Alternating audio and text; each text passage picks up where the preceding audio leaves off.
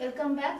We are going to see the lecture 2. Last class we have seen about the classification of rocks, that is igneous rocks, sedimentary rocks, metamorphic rocks, then silicious rocks, calcareous rocks, argillaceous rock, stratified, unstratified and foliated rocks. Today we are going to see about the properties of the rocks or the stones, which is very essential when we are going in for the finding out the properties. Then we have to adopt for the particular building purpose, right? So today we are going to see about the properties of the properties of the building stones and relation to their structural requirements. Okay, so now I will go for the this as I already told, all the stones are not of same size. They will be of different size, different textures, different colors if there is there, and also different maybe of the pebble size or other things. So it is necessary that we have to go in to find out the properties of these stones, right? So the first thing that as I told you, that no single stone will satisfy all the properties. For example, some stones will be having a very good strength, but some stones will have very good durability. So that depends upon the formation of the rock, that depends upon the where that rock belongs to, which type and which the earth it is belongs to, that everything is there. So it is necessary that to look after all the properties of the stones, and we will fit which stones will be suitable for my process. For example, marble is a metamorphic rock, right? So but the marble can be used for the floors, construction, everything. But granite cannot be used for dress because it is very hard. It is very hard to dress, and it is dressing of the stones. So it is very difficult to use granite. Instead, we can go in for the marble for the aesthetic point of view. So now these are the strength properties of the stones, right? Okay. So first we will be seeing about the strength, durability, hardness, toughness, specific gravity, porosity, and water absorption and porosity are interconnected, right? Water absorption and porosity are interconnected. Dressing of the stone, wearing of stones, then crystallinity, then freezing and thawing, presence of soluble matter, workability and cost. We will see one by one. First is the strength, right? So we will be seeing about the strength of the rock. Okay. So what is this strength? So the strength is nothing but how much the load it can take, the stones can take. That is the strength. For example, if I am taking a person, right? So there will be two things. One is the outer strength, that will be strong enough. But there will be another strength, we call it as the inner strength. How far we are emotionally towards a problem, how we are tackling a problem, how inner strength we have, more inner strength. That we call it as the strength here. So how we are finding out is that by the crushing test, right? 40 mm or for stones are taken and it is loaded in the machine, right? You can see here it is loaded in a machine like this, right? And we are finding out what will be the load that the stone can take, right? So the load divided by the area, it will give you the strength of the stones, right? So the crushing strength of the stone per unit area is the maximum load, the maximum load at which the sample crushes and fails divided by the area of the specimen. If I am going to take the load as P and area as A, then the strength will be equal to P by A, right? So the next we will be finding out the durability. Durability is that how much time that the stone can be durable, that is without affecting to the weathering course, without going in for the external affection from the sources, right? So the strength is the inner strength, as I told you, load by area, how much load it can take. The durability is that how far it is resistance to the acid attack, how far it is resistance to the fire, how far it is resistance to the alkali attack. So here you can see here, so I have shown here this one, presence of lime and alkali, then the color, pH test, sulfuric acid, calcium carbonate, fire resistance, everything comes under the durability. Durability is not an immediate property, it is a long term property, right? Maybe 100 years or 50 years or 200 years or 365 years, whatever it may be, that is the durability characteristics. We will find out one by one. Calcium carbonate is the main test that we will be having for the durability, because the limestone, sandstones, granite, whatever that we are using for the construction purpose, calcium carbonate gets affected, right? So how we are going to find out means, we will be taking about 50 to 100 grams of the stones, right? 50 to 100 grams we will be taking, and it is placed in the solution of hydrophobic acid, right? And the solution is agitated. It is kept there for 7 days. After 7 days, that we will be taking and we will be finding out how far the end of the stones is there, whether it is powdering or it is there, right? So then also we will see the color.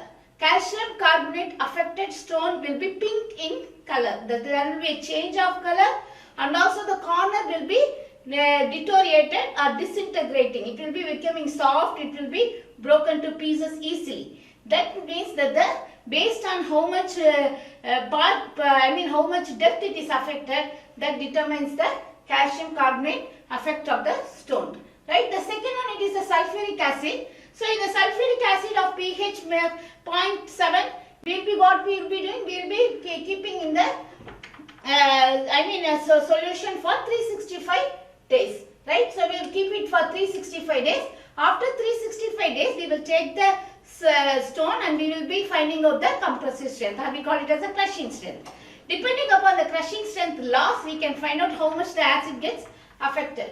The next one, it is a fire resistance test. Usually the fire is up to 650 or 800 degrees centigrade, right? So but we will keep it on for 1300 degrees centigrade, and next we will find out what is the loss of weight. The loss of weight determines the fire resistance capacity of the concrete. So from here what I want to tell you is that actually the quartz, which is having a very high strength, right? So the quartz which is having high strength, right, it will only withstand 575 degree. But compared to quartz, the limestone is having very less strength, right? It is a sedimentary rock. Quartz is a igneous rocks. Igneous rocks are having more strength than the sedimentary rocks, because sedimentary rocks are formed by the sediments one by one. So here limestone is having a less strength compared to quartz, but when I am going for the heating or the fire resisting capacity, quartz is having a less fire resistance capacity compared to the limestone. Okay. Next we will be seeing about the hardness. So hardness is different from strength, right? How hard you are. I will be very tough outside, but inner strength will be very weak. That is the strength, right? So the strength may be weak and the hardness may be strong, the outer hardness. That is, for example, how much if with a knife or with my nail, how much depth I can put a scratch on the top of the stone. That is called as the hardness. I will give you an example, right? Generally we will be taking as a glass and a wood, right? Okay. So which is stronger? Glass is stronger or wood is stronger? Obviously wood is stronger, right? The glass will break easily. But when I go for a hardness, can I put a very scratch on the wood or on the glass? It is on the wood, right? So when I come to the hardness, this glass is very hard, but when it comes for the strength, wood is very stronger. So it is not necessary that any stones that is stronger need not to be having a very good hardness. However, we are having so much of test to find out the hardness. This is a Doris abrasion test. So here you can see, you will be having a stone that is fixed here. In this two part, we will be fixing the stones. And this part will be rotating. This part will be rotating like this throughout. And this stone will be abreast. The top will be like this, it will be abreast. And after the revolutions, then we will find out how much loss of weight that has been taken by the stone.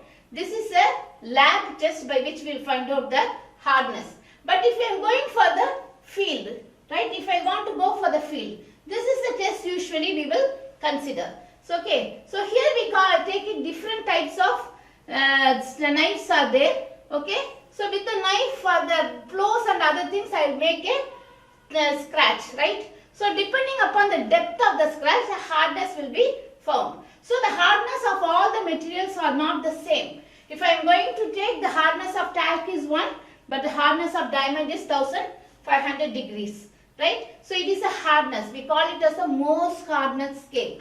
So as I told you, we are taking a 25 mm diameter cylinder. We are keeping it here and we will be rotating it throughout, and we will find out how much the sample has subjected to a weight loss, right? That is the hardness, abrasion, right? So the next we will be find out the toughness. Toughness, how toughness, what it means suddenly applied load, we call it as a toughness.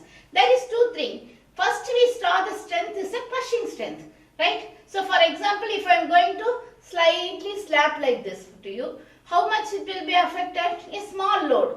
But if I am going to slap like you in a very sudden manner, the effect will be different. That is the toughness. So how I am going to find out the toughness here? It is that here I am going to take a stone, right? The stone is of weight 25 mm by 25 mm cylinder. I will be keeping it here, right? So I will keep it here in the stones, and here I will have a hammer, right? The hammer weighing of 2 kg weight. So I will be dropping the hammer at a certain height. First I will drop at 1 centimeter, then I will drop at 2 centimeter, then I will drop at 3 centimeter. Like that I will go on increasing the weight. The particular height where the stone gets broken into pieces, that we call it as the toughness of the highest the N value, that is the number of blow is highest, the stronger or the toughness of the stone is that much higher. Okay. So the next one we will go in for the specific gravity. So all of you know the definition of specific gravity. Here for the stones, how we are going to find out is that we are going to take a stone of the particular dimension, take it as 25 mm or 40 mm size, right? First you may dip it in the water, right? So then you make it for 72 hours, take a weight. And before that you take an initial weight of the stone, right? Initial weight before dipping into the water you are taking. After dipping into the water you are taking. The next one you will be taking the water weight, right? So these three weights, so the specific gravity you will be finding out within the dW is the dry weight and WW is the weight that is by the string that is into the water, and WW is the weight of the water. So this will give it the specific gravity of the stone. Easiest method to find out. And the next one we are going to find out the porosity and water absorption. Porosity and water absorption are related with one another. More porous the stone, more absorption will be. For example, if you are taking a chalk, it is pore. If put it a chalk in the water, it will absorb fast. But if you take a stone, that is what is the aggregates, coarse aggregate, you put it in a beaker, it won't absorb that much of water, right? So that is there. So the more the porous, the more the water absorption will be, right? So this is the main thing, that is the weathering effect, the durability effect, the strength, everything depends upon the porosity and the water absorption. How will you find out? So you will be taking a 50 gram, about 50 gram weight of the stone, then you will be weighing it, take it as W1, and next you will be taking it and putting it in the water for 24 hours. Then you take it out, you take the weight, surface dry, that is dry with the cloth, then you take the weight, it is W2, then you keep the stone outside for 1 day. Then you take the weight, it is W3. Then you keep it in the boiling water for 5 hours, right? So then you take the weight, surface dry it and take the weight, it is W4. So from this you will be finding out the percentage absorption of weight, we will like W2 minus W1 divided by 100 into W1. And next percentage absorption by volume after 24 hours, W2 minus W1 into 100 divided by W2 minus W3. We all are percentage, so we are multiplying by 100. And the volume of the displaced water is W2 minus W3. And percentage porosity is W4 minus W1 into 100 divided by W2 minus W3, and density is W1 by W2 minus W3 kilogram per meter cube, and specific gravity is W1 divided by W2 minus W3, and saturation coefficient by the water absorption divided by the porosity. So these are the things that is necessity to find out the porosity and the water absorption. So the water absorption value differs for different stones. If I am going to take for a sandstone, if it is 10 because it absorbs more water. For example, I told you chalk. But if it is a granite, I told you coarse aggregate, the water absorption is only 1%. So it differs for different stone. Next we go for dressing. Dressing is nothing but how far I can work with the stone. A stone will be of irregular nature, irregular texture, everything. But when I want to use it now, I have to know that it has to be properly made into a size, shape, planing, finishing, polishing. All these things the stone has to undergo. So how far we can do this dressing process with the stone, that we call it as the dressing. That is easy to work with. Other thing also, the name is the workability. Workability also will be how far the stone is workable. Right? So dressing and workability are interconnected with each other. Right? So this we will be seeing the dressing of stone detail in the next class. So here this dressing of stones can be done manually. A lot of with the chisels we can do manually, and by the polishing machines and other things you have seen in the marble polishing, tiles polishing, everything that is used for example. And we have all special machines, so much of machines for the dressings that we will see in detail. Next we go in for the wear. So wear means how far if I am going to rub it together, how far the stones will be able to withstand the load. One is attrition, the next one is abrasion. Attrition is Davis attrition test, and Law's Origins abrasion test we are going to find out. These two tests are made up of confined to the laboratory test. Okay, so but these two tests are very good to find out the wear of the stone. So in the attrition we will be seeing that this machines we have two cylinders which will rotate like this at an angle. So I will be taking some 50 Newton of stones. I will put it here, right, of different sizes, and there will be some stones inside it. It will made to rotate. So the number of rotations may be of 10 minutes, right? It will be in RPM of 30 RPM. RPM means rotation per minute. I will be checked at the 30 RPM and I will be rotating it for 10 minutes. After 10 minutes, I will take the stones and I will sieve through 1.5 mm sieve. And I will find out what is the loss of weight. So the loss of weight divided by the initial weight gives you the wear, that is attrition. The next one it is abrasion. Abrasion not only gives you the wear, and also the strength, the durability properties, everything can be done with the abrasion. So here what we will do now, we are taking the stones, we are taking it and we are going to put it here around 5 kgs or 5 newtons, we will take 50 newtons, we will take it and put it here, and we are going to rotate it. Inside there will be balls, 12 balls, 24 balls will be there, which will be abrasion with the stones and it will be making it powder, right? After that we will be finding out how much sample of aggregates are there in the size. We will be again sieving it with 1.5 mm sieve and we will find out how far the aggregate value, that is aggregate is of the same size, right? So this is the W1 is the original weight, W2 is after the weight has been gone through an abrasion. W1 minus W2 divided by W1 into 100 gives you the abrasive value. The crystallization, what is crystalline means? After dressing, the stone will be having a special crystalline structure.